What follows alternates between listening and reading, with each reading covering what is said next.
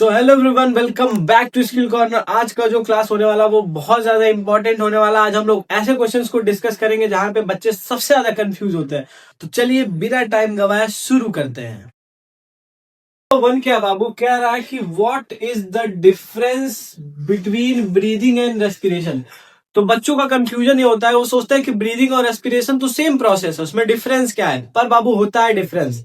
अब देखो डिफरेंस सुनो जरा।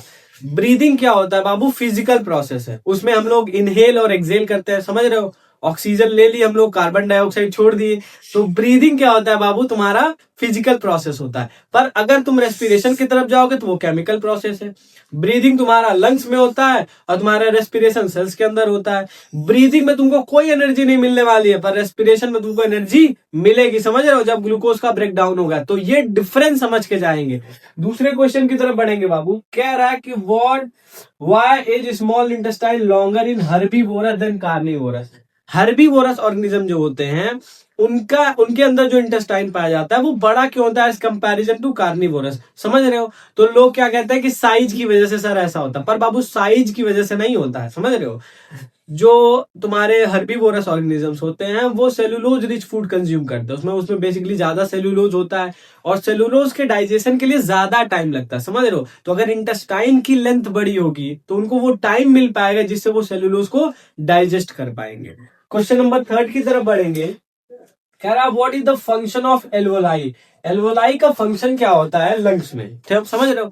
तो एल्वोलाई का सबसे प्राइमरी फंक्शन क्या है कि वो सरफेस एरिया को बढ़ा देता है। जो एब्जॉर्प्शन धीरे धीरे हो रहा होता है एल्वोलाई की वजह से वो एब्जॉर्प्शन तेज हो जाता है, ऑक्सीजन जल्दी जल्दी एब्जॉर्ब होगा। दूसरा चीज क्या है, वहां पे ब्लड वेसल्स बहुत ज्यादा होते हैं, तो समझ रहे हो, ब्लड वेसल ज्यादा होने की वजह से जल्दी डिफ्यूजन होगा, वो जल्दी सेल में लेके जाएंगे ऑक्सीजन को। तो ये चीज होती है एल्वोलाई का मेन फंक्शन।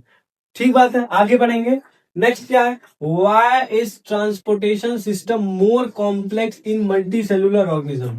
कि जो ट्रांसपोर्टेशन सिस्टम होता है वो मल्टी सेलुलर ऑर्गेनिज्म में ज्यादा कॉम्प्लेक्स क्यों होता है, समझ रहे हो। अब रीजन समझो क्यों ऐसा। इस वजह से होता है क्योंकि जो मल्टी सेलुलर ऑर्गेनिजम्स होते हैं उनका साइज बड़ा हो जाता है, और साइज की वजह से क्या होगा, उनके बॉडी में जो डिफ्यूजन होगा वो स्लो हो जाएगा। अब डिफ्यूजन स्लो, अब चाहिए एनर्जी हर एक सेल को, तो अगर डिफ्यूजन स्लो होगा तो उससे काम नहीं बन पाएगा। तो इसके लिए एक वेल ऑर्गेनाइज्ड ट्रांसपोर्टेशन सिस्टम होना चाहिए जिससे वो, समझ रहे हो, जो मटेरियल है वो सेल तक पहुंच सके और उनका काम हो सके। इसीलिए उनके पास कॉम्प्लेक्स, समझ रहे हो, ट्रांसपोर्टेशन सिस्टम होता है। पर यूनिसेलुलर को इसकी जरूरत नहीं होती, जैसे अमीबा, उसको क्या ही जरूरत है, डायरेक्ट डिफ्यूजन होता है, जो चीज चाहिए होता है वो इनगल्फ कर लेता है, फिर वेस्ट को भी बाहर फेंक देता है, तो वहां पे कोई ट्रांसपोर्टेशन सिस्टम की जरूरत नहीं होती। आई होप यहां तक चीजें समझ आ गई होगी। बढ़ते हैं क्वेश्चन नंबर 5 की तरफ। वो 5 क्या कह रहा है, difference between aerobic and anaerobic respiration. Aerobic और एनारोबिक रेस्पिरेशन के बीच का डिफरेंस समझेंगे। तो होता क्या है, एरोबिक रेस्पिरेशन में ग्लूकोज ब्रेकडाउन होता है, प्रेजेंस ऑफ ऑक्सीजन। एनारोबिक में ग्लूकोज का ब्रेकडाउन होता है in the absence of oxygen. पर प्रोडक्ट याद रखेंगे। देखो एरोबिक रेस्पिरेशन में क्या होता है, जब तुम्हारा ग्लूकोज टूटेगा C6H12O6 तो वहां पे तुम्हारा क्या बनेगा, वहां पे एनर्जी बनेगी, एटीपी हाई एनर्जी बनती है। पर एनारोबिक में तुम्हारा कम एनर्जी बनता है, ये भी डिफरेंस याद करके जाएंगे। और वहां पे एनारोबिक में लैक्टिक एसिड बनता था, ठीक है। जैसे मसल्स वगैरह में बहुत ज्यादा तुम एक्सरसाइज करो तो ऑक्सीजन उतना नहीं मिल पाता है, तो क्या होता है वहां पे लैक्टिक एसिड बनने रहता है, तो वहां पे एनारोबिक रेस्पिरेशन होने लगता है। आते हैं हम लोग क्वेश्चन नंबर 6 की तरफ। Why separation of oxygenated and deoxygenated blood necessary. क्या जरूरत है सेपरेशन की, ऑक्सीजनेटेड ब्लड अलग क्यों, डीऑक्सीजनेटेड ब्लड अलग क्यों, इसकी जरूरत क्या है ह्यूमन बॉडी में। देखो हमारी बॉडी बड़ी होती है, हमारा लार्ज साइज होता है। दूसरी बात, हम लोग वार्म ब्लडेड होते हैं, हम लोग अपने बॉडी का टेम्परेचर कांस्टेंट मेंटेन करके चलते हैं, तो उसके लिए बाबू चाहिए बहुत ज्यादा एनर्जी। और अगर ब्लड मिक्स हो गया तो क्या हो गया, तुम्हारे सेल्स को उतना ऑक्सीजन नहीं मिलेगा, उतना रेस्पिरेशन नहीं कर पाओगे, तो उतनी एनर्जी रिलीज नहीं हो पाएगी। इसलिए चैम्बर्स होते हैं, समझ रहे हो। चैम्बर्स क्या करते हैं, मिक्सिंग को रोकते हैं और हमको ऑक्सीजन रिच ब्लड देते हैं, जो बहुत ज्यादा जरूरी है एनर्जी प्रोडक्शन के लिए। आते हैं क्वेश्चन नंबर 7 की तरफ। व्हाई इज ट्रांसपिरेशन इंपॉर्टेंट दो इट कॉजेस वाटर लॉस। जबकि ट्रांसपिरेशन से पानी बहुत ज्यादा लॉस हो जाता है, तो ये जरूरी क्यों है, ठीक है, बहुत ज्यादा इंपॉर्टेंट क्वेश्चन है।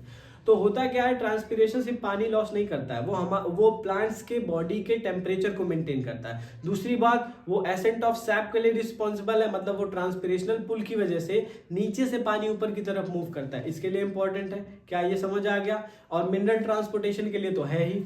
आते हैं क्वेश्चन नंबर 8 पे, function of xylem and phloem. ये क्वेश्चन जबकि बहुत ज्यादा ऑर्डिनरी है, पर बच्चे बहुत ज्यादा कंफ्यूज होते हैं डायरेक्शन को लेके। सबको पता होता है कि जाइलम क्या करता है, वाटर और मिनरल्स को ट्रांसपोर्ट करता है, फ्लोएम क्या करता है, फूड को ट्रांसपोर्ट करता है। पर समझेंगे, डायरेक्शन को समझेंगे। जाइलम जो है बाबू एक यूनिडायरेक्शनल वे में ट्रांसपोर्ट करता है, मतलब वो हमेशा डाउनवर्ड टू अपवर्ड जाएगा, मतलब नीचे से ऊपर जाएगा। पर फ्लोएम जो है वो बाई डायरेक्शनल तुम्हारा ट्रांसपोर्ट करेगा फूड को, मतलब नीचे भी ट्रांसपोर्ट करेगा, ऊपर भी ट्रांसपोर्ट करेगा। आगे बढ़ेंगे क्वेश्चन नंबर 9 की तरफ। Why is heart called a double pump?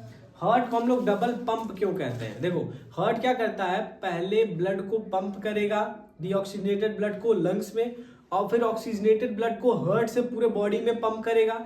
तो जो ब्लड है हमारा एक ही कार्डियक साइकिल में दो बारी घूम रहा है, नहीं घूम रहा है, 2 बारी पास हो रहा है हार्ट से, इसीलिए अपने हार्ट को बोला हमने डबल पंप।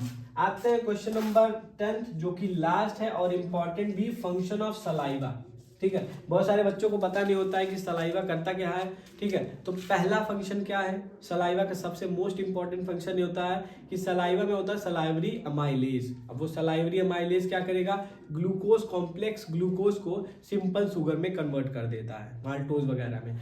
अब जब वो कन्वर्ट कर दिया, पहला काम ये। दूसरा काम क्या, हमारे मुंह के पीएच को मेंटेन करता है। पिछले क्लास में हमने डिस्कस किया था टूथ दिखे वाला टॉपिक, तो वहां पे पीएच मेंटेन करता है ताकि हमारे मुंह की एसिडिटी कम हो सके, समझ रहे हो, टूथ दिखे को प्रिवेंट कर सके हम लोग। और क्या करता है, वो फूड को थोड़ा मॉइस्ट करता है ताकि हम लोग आसानी इसको सॉलो कर सके, वो हमारे, समझ रहे हो, ओसोफेगस से होते हुए स्टमक तक जा पाए। तो इतने सारे फंक्शंस होते हैं सलाइवा के। तो अगर आपको ये वीडियो इंफॉर्मेटिव लगी, आप सीखना चाहते हैं, आप इस जर्नी से जुड़ना चाहते हैं, तो बने रहिए। और अगर आपने अभी तक चैनल को सब्सक्राइब नहीं किया तो सब्सक्राइब कर लीजिए। ठीक है, अपने दोस्तों को शेयर करिए। Till then all the best.